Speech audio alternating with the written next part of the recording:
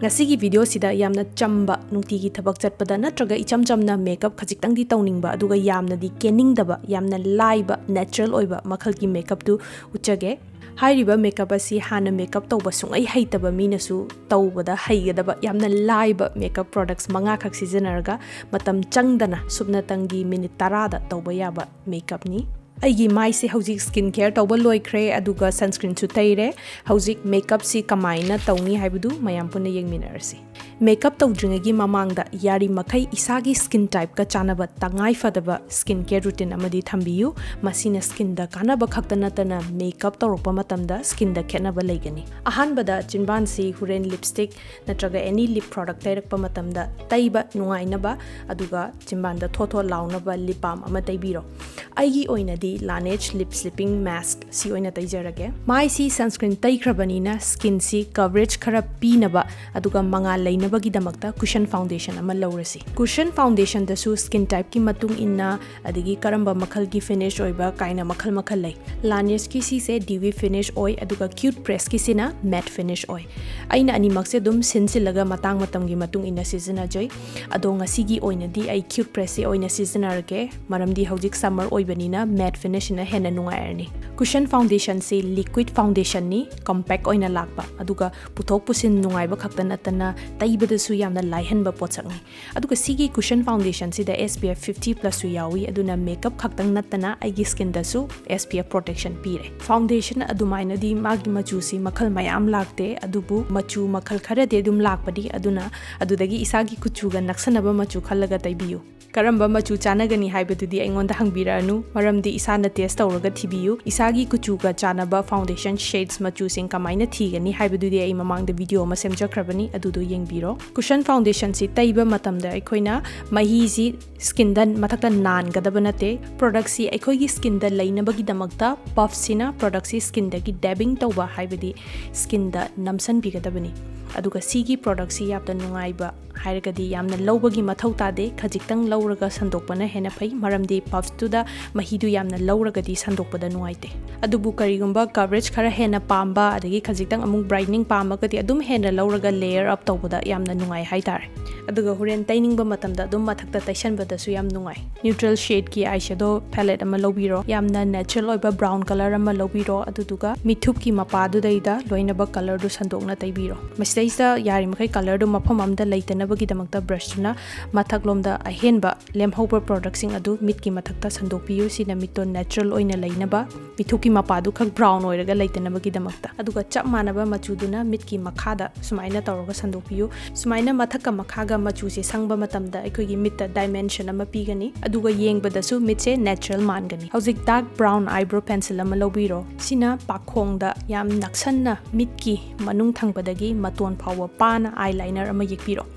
dark brown na yekpasina hena natural oi black eyeliner na yekpabudi aduga matonda khajiktang mitto dimension pinaba eyeliner duna khajiktang eyeliner du mathakta chingkhatpiyu yam thadabida parapna sina natural oigani mit ki shape tu da hojik mit nakan animak tu manarabra haina yengbiro aduga chap manaba brow pencil duna spoolie du lawraga pisum du phajana hatopiro hojik pisum ji yeknaba sem sarsi masagi haujariba pisum gi shape aduga hauriba nakan du daida chap manana ahangba sing adu pencil duna tapna tapna khajiktang tawraga samgi maru manaba mawongda ahang basing adu mention biro amuba pencil natraga yam hena kanna namma yection bataragadi pisum du natural maloi yam musin muna taragadi aduna khutuna yamna light oiba pressure da khaji tang yekpiyu aduduga maningi spoolie duna pisum mayek sing adu mayek yam sengna udana bagi damakta sina nanthokpiyu sina soft ohengani aduga yengbada hena natural malhangani pencil sidagi hena laiba hairagan amuk eyebrow powder season abayai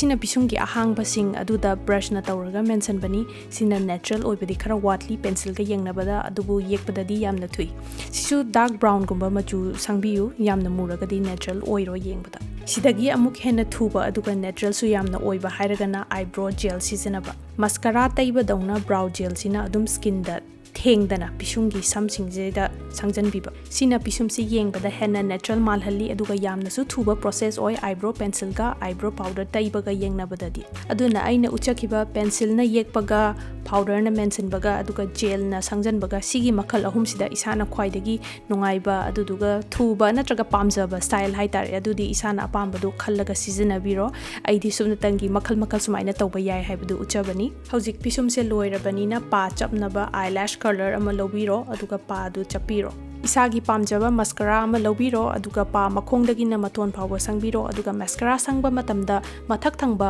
ꯄꯥ ꯈꯛꯇ ꯅꯠꯇꯅ ꯃꯈꯥꯗ ꯍꯧꯔꯤꯕ ꯕꯣꯇꯝ ꯑꯥꯏꯂꯦꯁꯦꯁꯁꯤꯁꯨ ꯃꯔꯨ ꯃꯔꯨ ꯇꯧꯔꯒ ꯁꯪꯕꯤꯌꯨ ꯁꯤꯅ ꯃꯤꯠꯇ ꯈꯦꯟꯅꯕ ꯎꯕ ꯐꯪꯒꯅꯤ ꯍꯣꯔꯦꯟ ꯌꯦꯡꯉꯛꯄ ꯃꯇꯝꯗ ꯑꯗꯨꯒ ꯇꯩꯕ ꯃꯇꯝꯗ ꯌꯥꯔꯤꯃꯈꯩ ꯁ꯭ꯀꯤꯟꯗ ꯊꯦꯡꯗꯅꯕ ꯌꯥꯝ ꯆꯦꯛꯁꯤꯟꯅ ꯇꯩꯕꯤꯌꯨ ꯀꯩꯒꯤꯅꯣꯗ ꯁ꯭ꯀꯤꯟꯗ ꯊꯦꯡꯉꯗꯤ ꯇꯩꯊꯣꯛꯅꯕꯗ ꯑꯃꯨꯛ ꯋꯥꯏꯗꯅꯀꯣ ꯉꯁꯥꯏ ꯇꯩꯈꯤꯕ ꯂꯤꯞ ꯕꯥꯝ ꯅꯠꯇ꯭ꯔꯒ ꯂꯤꯞ ꯀꯦꯌꯔꯗꯨ ꯇꯤꯁꯨ ꯑꯃ ꯂꯧꯔꯒ ꯇꯩꯊꯣꯛꯄꯤꯔꯣ ꯑꯍꯦꯟꯕꯁꯤꯡ ꯑꯗꯨ ꯍꯧꯖꯤꯛ ꯂꯤꯞꯁꯇꯤꯛ ꯇꯩꯕ ꯌꯥꯅꯕꯒꯤꯗꯃꯛꯇ ꯏꯁꯥꯅ ꯄꯥꯝꯕ ꯂꯤꯞꯁꯇꯤꯛ ꯃꯆꯨ ꯑꯃ ꯂꯧꯕꯤꯔꯣ ꯑꯗꯨꯒ ꯂꯤꯞꯁꯇꯤꯛ ꯁꯪꯕꯗꯤ ꯂꯣꯏ ꯍꯩꯅꯩꯗꯅꯀꯣ ꯑꯗꯨꯕꯨ ꯌꯥꯝ ꯊꯥꯗꯕꯤꯗ ꯄꯥꯔꯞꯅ ꯆꯤꯝꯕꯥꯟꯗꯨꯗꯤ ꯂꯣꯏꯅꯃꯛ ꯊꯨꯡꯅꯕꯒꯤꯗꯃꯛꯇ ꯁꯪꯕꯤꯔꯣ ꯑꯗꯨꯒ ꯆꯤꯝꯕꯥꯟꯗꯨꯗꯒꯤ ꯈꯨꯠꯅ ꯈꯖꯤꯛꯇꯪ ꯇꯧꯔꯒ ꯑꯍꯦꯟꯕ ꯀꯂꯔꯁꯤꯡ ꯑꯗꯨ ꯂꯧꯊꯣꯛꯑꯒ ꯑꯩꯈꯣꯏꯒꯤ ꯈꯖꯥꯏꯗ ꯈꯖꯤꯛꯇꯪ ꯇꯧꯔꯒ ꯁꯟꯇꯣꯛꯑꯁꯤ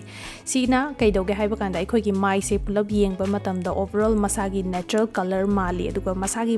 ꯈꯖꯥꯏꯗꯒꯤ ꯉꯥꯡꯖꯔꯛꯄꯗꯣ ꯅꯦꯆꯔꯦꯜ ꯑꯣꯏꯕ ꯀꯂꯔꯗꯣ ꯑꯣꯏꯍꯜꯂꯦꯕ ꯍꯥꯏꯗꯤ ꯃꯤꯠꯅ ꯇꯣꯉꯥꯟꯅ ꯇꯥꯗꯕ ꯈꯖꯥꯏꯅ ꯇꯣꯉꯥꯟꯅ ꯇꯥꯕ ꯑꯗꯒꯤ ꯆꯤꯝꯕꯥꯟꯅ ꯇꯣꯉꯥꯟꯅ ꯇꯥꯕꯗꯣ ꯑꯣꯏꯗꯦ ꯑꯣꯚꯔꯑꯣꯜ ꯁ꯭ꯀꯤꯟꯁꯦ ꯍꯥꯔꯃꯅꯤ ꯑꯃ ꯄꯨꯔꯛꯑꯒ ꯁ꯭ꯀꯤꯟꯁꯦ ꯅꯦꯆꯔꯦꯜ ꯑꯣꯏꯍꯜꯂꯤ ꯌꯦꯡꯕꯗ ꯃꯦꯀꯞꯁꯦ ꯁꯨꯃꯥꯏꯅ ꯇꯧꯅꯤꯡꯗꯕ ꯇꯥꯔꯒꯁꯨ ꯕ꯭ꯂꯁ ꯀꯂꯔ ꯑꯃ ꯂꯧꯔꯒ ꯕ꯭ꯂꯁꯇꯨꯅ ꯇꯣꯉꯥꯟꯅ ꯁꯪꯕꯤꯕ ꯌꯥꯏ ꯑꯗꯨꯕꯨ ꯑꯩꯅ ꯍꯥꯏꯖꯕꯁꯤꯒꯤ ꯃꯦꯀꯞꯁꯤꯒꯤ ꯄꯣꯏꯟꯠꯁꯤꯗꯤ ꯌꯥꯝ ꯊꯨꯅ ꯇꯧꯕ ꯑꯗꯨꯒ ꯌꯥꯝ ꯂꯥꯏꯅ ꯇꯧꯕꯅꯤ ꯑꯗꯨꯒꯤꯗꯃꯛꯇ ꯑꯩꯅ ꯂꯤꯞꯁꯇꯤꯛꯀꯤ ꯀꯂꯔꯁꯤꯅ ꯂꯧꯔꯒ ꯈꯖꯥꯏꯗ ꯁꯪꯕ ꯇꯥꯔꯒꯗꯤ ꯍꯦꯟꯅ ꯀꯂꯔꯁꯦ ꯅꯦꯆꯔꯦꯜ ꯑꯣꯏꯍꯜꯂꯤ ꯑꯗꯨꯒ ꯊꯨꯁꯨ ꯊꯨꯍꯜꯂꯤ ꯑꯗꯨꯒꯤꯗꯃꯛꯇ ꯑꯩꯅ ꯍꯥꯏꯔꯤꯕ ꯃꯦꯊꯗ ꯑꯁꯤ ꯎꯠꯆꯕꯅꯤ ꯑꯗꯨꯒ ꯅꯥꯇꯣꯟꯗꯁꯨ ꯍꯥꯏꯐꯦꯠꯇꯪ ꯇꯩꯕꯤꯌꯨ ꯌꯥꯝꯅꯗꯤ ꯅꯠꯇꯕ ꯈꯖꯤꯛꯇꯪ ꯃꯆꯨꯗꯣ ꯃꯥꯟꯅꯅ ꯇꯥꯅꯕ ꯃꯦꯀꯞꯁꯤꯗꯤ ꯁꯤꯗ ꯂꯣꯏꯔꯦ ꯍꯥꯏꯐꯦꯠꯇꯪ ꯌꯦꯡꯕꯤꯔꯒ ꯀꯗꯥꯏꯗ ꯋꯥꯠꯄ ꯑꯗꯒꯤꯗꯤ ꯃꯆꯨ ꯃꯥꯟꯅꯕ ꯃꯥꯟꯅꯗꯕ ꯑꯗꯨꯗꯤ ꯏꯁꯥꯅ ꯌꯦꯡꯕꯤꯔꯣ ꯑꯗꯨꯒ ꯁꯦꯝꯗꯣꯛ ꯁꯦꯝꯖꯤꯟ ꯇꯧꯕꯤꯔꯣ ꯑꯗꯨꯒ ꯐꯤ ꯍꯣꯡꯗꯣꯛꯑꯒ ꯏꯁꯥꯒꯤ ꯃꯦꯀꯞꯇꯨ ꯀꯝꯄ꯭ꯂꯤꯠ ꯑꯣꯏꯔꯦ ꯑꯗꯨꯒ ꯂꯤꯞꯁꯇꯤꯛ ꯃꯆꯨꯁꯤꯗꯤ ꯑꯩꯅ ꯁꯤ ꯅꯠꯇꯕ ꯃꯆꯨ ꯑꯃ ꯁꯪꯅꯤꯡꯉꯛꯑꯦ ꯑꯗꯨꯅ ꯈꯖꯤꯛꯇꯪ ꯅꯦꯆꯔꯦꯜ ꯕ꯭ꯔꯥꯎꯟꯅꯤꯁ ꯑꯣꯏꯕ ꯀꯂꯔꯁꯤ ꯑꯣꯏꯅ ꯃꯊꯛꯇ ꯁꯪꯖꯟꯖꯔꯒꯦ ꯁꯤꯅ ꯑꯩꯒꯤ ꯁꯦꯠꯂꯤꯕ ꯐꯤꯔꯣꯟ ꯑꯗꯨꯗꯨꯒ ꯃꯦꯀꯞꯁꯤꯒ ꯍꯦꯟꯅ ꯆꯥꯟꯅꯒꯅꯦꯅ ꯈꯜꯂꯦ ꯑꯗꯨꯅ ꯍꯥꯟꯅꯒꯤ ꯃꯊꯛꯇꯨꯗ ꯁꯤꯁꯦ ꯑꯣꯏꯅ ꯁꯪꯖꯟꯖꯔꯦ ꯃꯇꯥꯡꯁꯤꯗ ꯌꯥꯝꯅ ꯂꯥꯏꯕ ꯃꯤꯅꯤꯠ 10ꯒꯤ ꯃꯅꯨꯡꯗ ꯇꯧꯕ ꯌꯥꯕ ꯃꯦꯀꯞ ꯂꯣꯏꯖꯔꯦ